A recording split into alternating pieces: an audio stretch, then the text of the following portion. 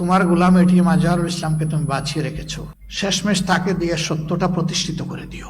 দায়িত্বশীল নেতা ঘরে ঘরে জন্মায় না, প্রতিদিন জন্মায় না, এটা আল্লাহর দান। তাদের শেষ সময়টুকু যাই জাতিকে দিয়ে গিয়েছেন তার থেকে।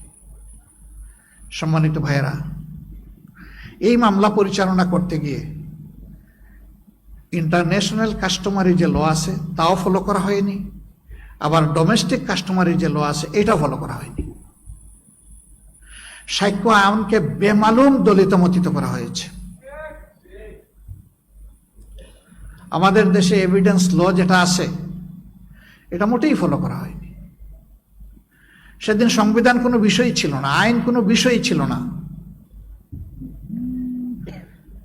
যাদের ইশারায় তারা এই কোর্ট পরিচালনা করতেন তাদের ইচ্ছেই ছিল আইন, সেটা বৈধ হোক অথবা অবৈধ হোক। এই তাণ্ডব চালানো হয়েছে, যার কারণে এই ধরনের একটা মামলা বাংলাদেশের, এই মামলার একটা মামলা ব্রিটেনে পরিচালিত হয়েছে। ব্রিটেনের উচ্চ আদালত তাদের রায়ে বলেছে এই মামলাগুলা ছিল, বিচারের নামে এই প্রহসন ছিল just genocide of the justice. বিচারকে গণহত্যা করা হয়েছে। তারা কিলিং অফ দ্য জাস্টিস বলে নাই, কারণ সিঙ্গেল কেস হইলে বলতো কিলিং, কিন্তু এখানে ছিল একাধিক case. A good number of good people been killed. এই জন্যই তারা বলেছে it was a genocide to justice. এটা বাংলাদেশের কোর্ট বলেনি। আলহামদুলিল্লাহ, আজকে বাংলাদেশের কোর্ট তাই বলেছে তাদের রায়ের মাধ্যমে।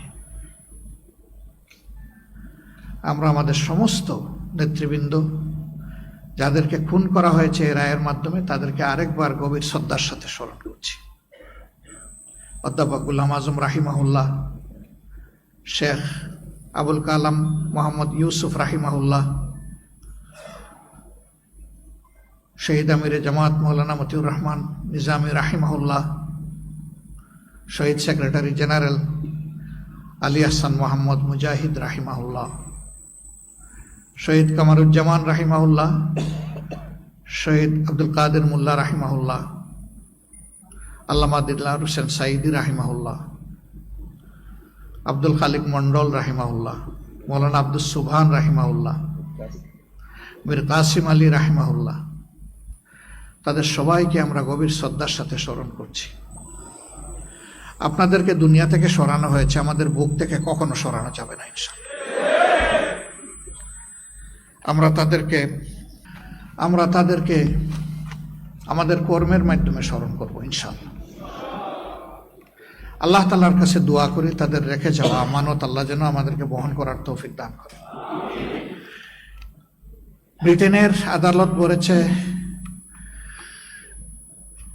জেনোসাইড টু দ্য জাস্টিস, আর আজকে আমাদের আদালত বলেছে আপিল বিভাগ মিসক্যারিয়েজ অফ দ্য জাস্টিস, ন্যায় ভ্রষ্ট রায়, অন্যায় রায়। দোয়া করি, বড় দোয়া করেছি। শেষবার যখন জেলে ছিলাম, জেলে এমনিই পানি আসে চোখের, যারা গিয়েছেন এই অভিজ্ঞতা সবার আছে। শেষ দায় গিয়ে অনেকগুলা দোয়া করতাম, এর মাঝে একটা দোয়া ছিল, হে আল্লাহ, তোমার গোলাম এটিএম আজহারুল ইসলামকে তুমি বাঁচিয়ে রেখেছো, শেষমেশ তাকে দিয়ে সত্যটা প্রতিষ্ঠিত করে দিও। আল্লাহু আকবার। আল্লাহ তাআলা এই সত্যই প্রতিষ্ঠিত করে দিয়েছেন। রব, এখন তোমার কাছে দোয়া করি, তুমি তোমার গোলামের হায়াত বৃদ্ধি করে দাও, তাকে সুস্থতার পূর্ণ নিয়ামত দান করো। এই ময়দানে ফিরে এসে তিনি যেন জাতিকে নেতৃত্ব দিতে পারেন, তুমি তার জন্য তাকে কবুল করো। আমাদের প্রিয় জাতির কাছে আমাদের অনুরোধ, কষ্ট আমরা বুকে চেপে নিয়েছি, দেশকে ভালোবাসি। আমরা প্রতিশোধ নেইনি, আপনারা দেখেছেন, কিন্তু আমরা ন্যায় বিচার চাইব। হ্যাঁ, এর রায়ের মধ্য দিয়ে এটা পরিষ্কার হয়ে গিয়েছে, এটা ছিল ইচ্ছাকৃত নেতৃত্ব গণহত্যা।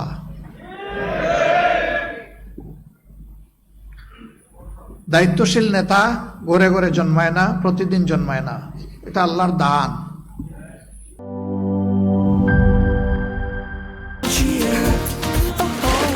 চিল হবে রিফ্রেশিং মুডে। চিয়ার আপ, চলো উড়াই খুশি।